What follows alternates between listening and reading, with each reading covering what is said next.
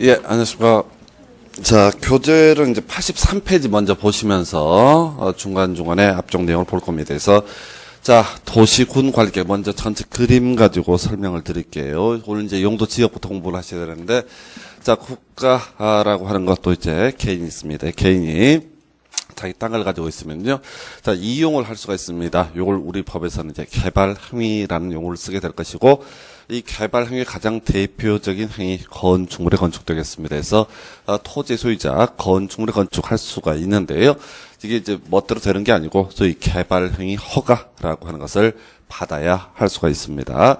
자, 그러면 이제 개발 행위 허가 여부를 판단하는 기준점, 바로 도시군 관리계획이라는 개념이 될 것이고요.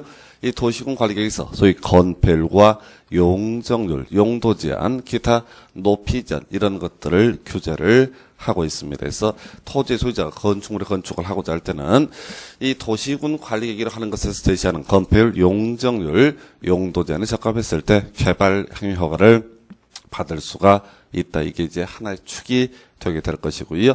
이때 자, 이 도시군 관리계획 가장 대표적인 케이스가 용도 지역이라는 개념이 되겠습니다. 용도 지역이라고 하는 것은 도시군 관리계획 일종이고요. 전국적으로 용도 지역, 자, 건폐율과 용적률, 용도 제한 높이 등을 규제하는 그런 수단 중에 하나가 되겠습니다. 그래서 일단은 이 용도 지역이라는 것 총 21개 등급으로 나누게 될 것이고요. 전국토 21개 중에 하나의 등급 매기게 됩니다. 그러면 그에 따라서 21가지의 건폐율과 용적률, 용도 제한 등의 규제가 나오게 될 것이다. 해서 토지 소유자가 건축물의 건축을 하고자 할 때는 가장 먼저 용도 지역이라고 하는 걸 봐야 돼. 뭔 소린가 하니 도시군 관리계획이라는 게 따로 있는 게 아니라 이 용도 지역 또 지구, 구역 이런 것들을 총칭하여 부를 때 도시군 관리계획이라고 부릅니다. 그래서 자, 간단하게 보시게 되면 이 용도 지역이라고 하는 것도 도시군 관리계획 일종이고, 이제 요걸 지정하고 변경하는 절차는 소위 도시군 관리계획 입안 그리고 결정 절차에 따르게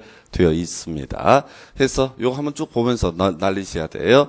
자, 어떤 용도지역을 정하고자 합니다. 제일 먼저 기초조사라고 하는 걸 해서 21가지 목적을 중에 어느 하나의 목적인지를 확인해 보고 그 목적이 맞는다라고 판단하면 21개 중 하나의 용도지역을 정합시다 라고 하는 하나의 안을 만들어서 주민의 의견을 듣는 공고열람, 그리고 지방의회 의견 들어서요, 자, 하나의 안을 확정한 걸 입안이라 부르게 됩니다. 그리고 협의, 심의 등의 절차를 거쳐서 결정 고시가 되면 나중에 보시겠지만 결정의 고시로부터 5일 후에 건폐율, 용적률, 용도 제한 등의 규제가 도출이 되게 됩니다. 그래서 토지 소유자가 건축물의 건축을 하고 싶을 때는 자, 국가나 지자체에서 만들어 놓은 도시군 관리계획, 그 중에서 먼저 용도 지역을 확인을 해 봐야 할 것이고요.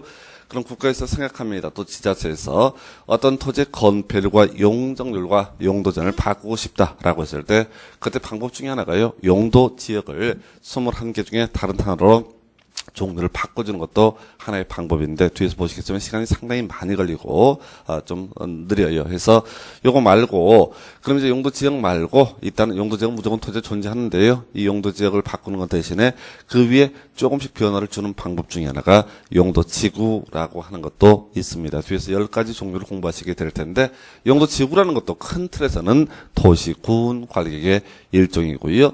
역시 건폐율, 용적률, 용도 제한 등을 규제하는 수단 방법이다, 이렇게 해석을 하게 됩니다. 해서 자, 용도 지구라고 하는 거 바로 용도 지역과 같이 역시 전국적으로는 건폐율, 용적률, 용도 등을 규제하는 수단이고요. 소위 이제 용도 지역 위에 혹시 용도 지구가 있다라면 이때는 용도 지역에 따른 규제를 배제하고 용도 지구에 따른 규제를 우선하여 적용한다, 이런 구조가 되겠습니다. 자, 또요, 건폐율, 용적률, 용도 제한 높이 제한을 바꿔주는 방법 중에 하나가 우리 법에서는 용도 구역이라고 하는 개념을 상정을 하고 있습니다. 그래서 용도 구역도 땅에다 금긋는 건데 전반적으로 규제가 강력하게 소위 이제 나중에 개발 제한 구역, 시가화 조정 구역, 수산자원 보호구역, 도시 자연 공원 구역, 이렇게 4가지 종류가 나오는데 전반적으로 규제가 좀 센다, 이렇게 판단을 할 수가 있겠고요. 하여튼 지역과 구역이 충돌하면 이때도 구역을 우선하여 적용한다. 또 나중에 도로학교 공원을 만드는 기반 시설의 설치, 정비, 계량에 관한 게 이것도 소위 도시군 관리계 일종이고요. 종국적으로는 건폐율 등의 규제가 나오게 될 것이다. 해서 어떤 토지의 건폐율 등의 규제를 바꿔주는 방법 중에 하나가 용도 지역은 그대로 두고 그 위에 기반 시설의 설치 정비량 이런 것들을 입안 결정 과정을 통해서 결정을 하게 되면 새로운 건폐율 등의 규제, 이때 용도치 역에 따른 규제와 기반 시설에 관한 규제가 충돌할 때는 기반 시설에 관한 사항을 우선하여 적용.